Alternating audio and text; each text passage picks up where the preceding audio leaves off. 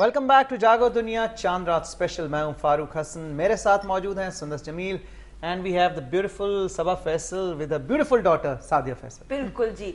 और ब्रेक पे जाने से पहले हम बहुत सारी बातें कर रहे थे. सबा जी, ईद से पहले ईदी की बात भी आप कर रही थी. हाँ, वो मैं कर रही थी, मैं वही उसको कंप्लीट करना चाहूंगी. सबा जी, हमने एक कैंप लगाया था कराची और लाहौर के अंदर, लिबर्टी के पास. हमने उधर से बल्कि प्रोग्राम्स भी किए थे. मकसद यही था कि ईद से पहले इन लोगों के लिए जितना हो सके सैलाब ज़दगान के लिए इमदाद, बल्कि मैं इमदाद भी लफ्ज़ बार बार कह रही, तोहफे तहाइफ हम करें, बिकॉज हमारे बहन भाई उनका भी हमारे ऊपर इतना ही हक है जितना हमारे शायद सगे खून के बहन भाइयों का हो रिश्ते का. लेकिन मकसद सिर्फ ये था कि जज्बा जो देखने में आया, चाहे यंगस्टर्स हों चाहे छोटे बच्चे हों, बहुत लोगों ने हेल्प की, बहुत लोगों ने.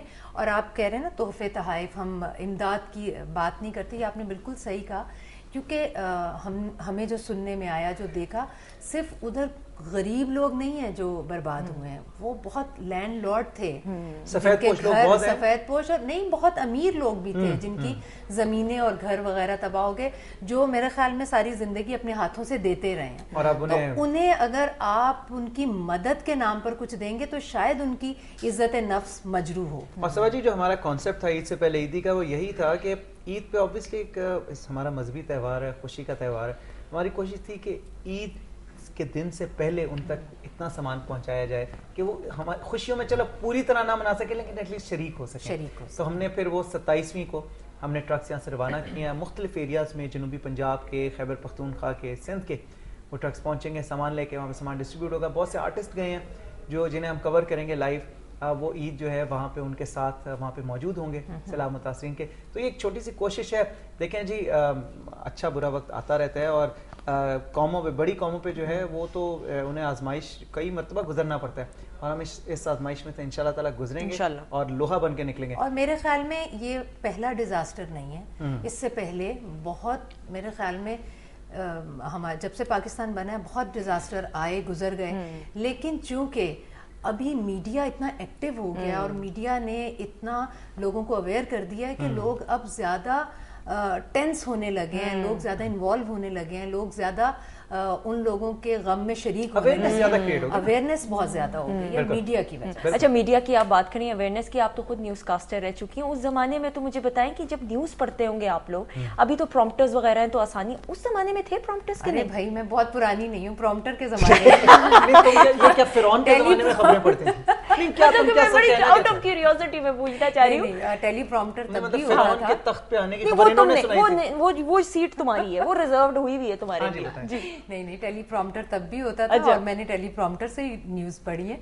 और सब लोग पूछा करते थे कि इतनी मुश्किल न्यूज आपको इतनी याद होती है, आप सामने देखती हैं और बोलती चली जाती हैं. तो आम लोगों को तो समझ नहीं आती टेलीप्रॉम्प्टर की, लेकिन अब तो काफी लोगों को समझ. न्यूज कास्टर के हवाले से मैं भी जब स्कूल में पढ़ता था ना, तो जब मैं न्यूज कास्टर अजहर लोधी साहब होते थे और खालिद साहब होते थे, खालिद हमीद, उनके जमाने में टेलीप्रॉम्प्टर नहीं. अच्छा, उस जमाने में ना हमारा कॉन्सेप्ट मेरा ये होता था कि ये जितनी भी खबरें हैं ना, ये सब यही बंदा खुद से बता रहा है. हाँ. और he is the most influential person. तो मेरे नजदीक होता था कि न्यूज कास्टर जो है ना, ये नेक्स्ट टू प्रेसिडेंट मतलब होता है. हाँ, लेकिन तब तो हमें एजेंसी से न्यूज आती थी, हमारे जो रिपोर्टर थे वो लाते थे और प्रोड्यूसर्स लिखते थे, हम सिर्फ पढ़ते थे. हमारी एक लफ्ज का भी एडिशन नहीं होता था और एक लफ्ज भी कम नहीं कर सकते थे, हमारी सिर्फ ये. लेकिन अब चैनल्स पर बड़ी बड़ी अच्छी बात है, जो न्यूज कास्टर्स हैं वो प्रोड्यूसर्स भी हैं, वो न्यूज बनाती भी हैं और पढ़ती भी हैं, वो ज्यादा इंटेलिजेंट है. हमारे जमाने में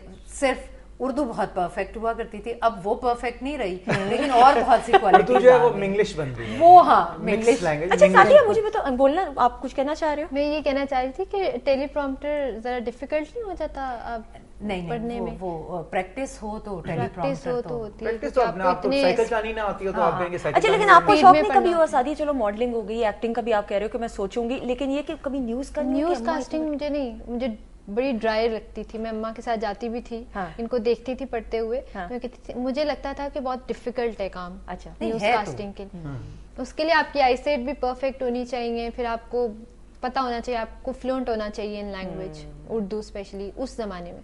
तो इसलिए न्यूज कास्टिंग की तरफ मेरा इतना नहीं था, लेकिन ये कि अम्मा को देखती रही हूँ तो डिफिकल्ट लगता है. अच्छा, ये मुझे आप बताएं फारूक कि अभी आपने जो फ्लैग लगाया हुआ है, इसकी बात कर रहे हैं, तो ये اگر ویسے 14 اگست نہیں ہے، 14 اگست نہیں ہے. ہمارے عوام کا عام کانسیپٹ یہ ہے کہ 14 اگست ہو تو جھنڈا لگتا ہے. جیسے ہم لوگ 14 اگست کے زمانے میں جب اناؤنسمنٹ کیا کرتے تھے اتنا بڑا جھنڈا لگا تو ہمیں پتہ چلتا تھا.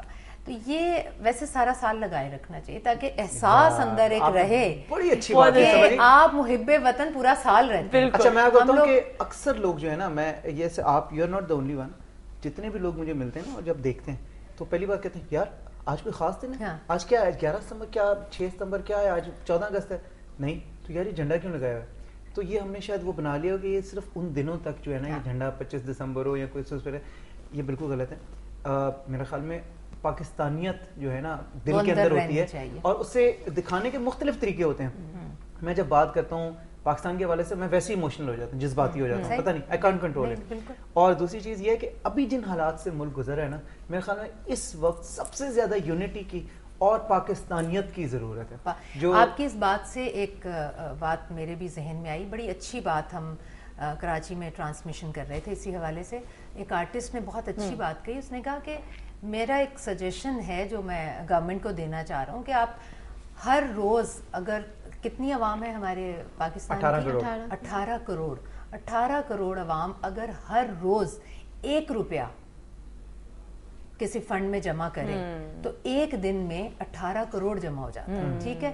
اور یہ دیکھیں اس طرح اگر فنڈ جمع ہوتے رہیں تو اس طرح کے جو ڈیزاسٹر آتے ہیں اس سے ہم بآسانی نکل سکتے ہیں. لیکن چونکہ ہم لوگوں پر جب مصیبت اور آفت آتی ہے ہم تبھی ایکٹیو ہوتے ہیں.